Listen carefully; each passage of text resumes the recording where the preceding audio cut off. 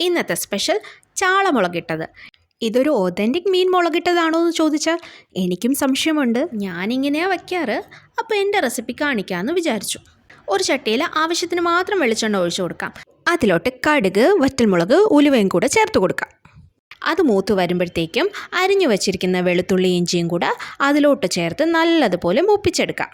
ചെറുതായി അരിഞ്ഞു വച്ചിരിക്കുന്ന ചെറിയ ഉള്ളിയും കൂടെ ചേർത്ത് നല്ലതുപോലെ വഴറ്റിയെടുക്കാം. രണ്ടായി കീറിയ 2 പച്ചമുളകും ചെറുതായിട്ട് അരിഞ്ഞ ഒരു തക്കാളിയും കൂടെ ചേർത്ത് നല്ലതുപോലെ വഴറ്റി മൂടി വെച്ച് വേവിക്കാം. അതൊന്ന് മൂത്ത് വരുമ്പോഴത്തേക്കും പൊടികൾ ചേർക്കാം.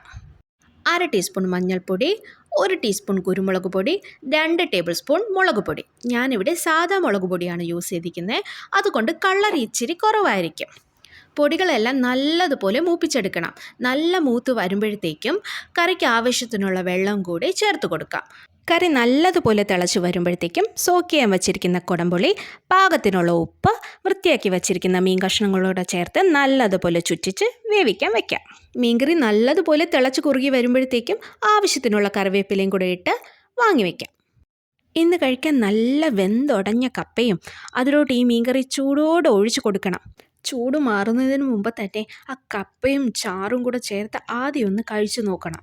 എന്നിട്ട് അതിൽ നിന്നൊരു കഷ്ണവും എടുത്ത് ആ കപ്പയിലും ചാറിലും ചേർത്ത് കഴിക്കുമ്പോൾ ഉണ്ടാവുന്ന ഒരു സ്വാദുണ്ടല്ലോ,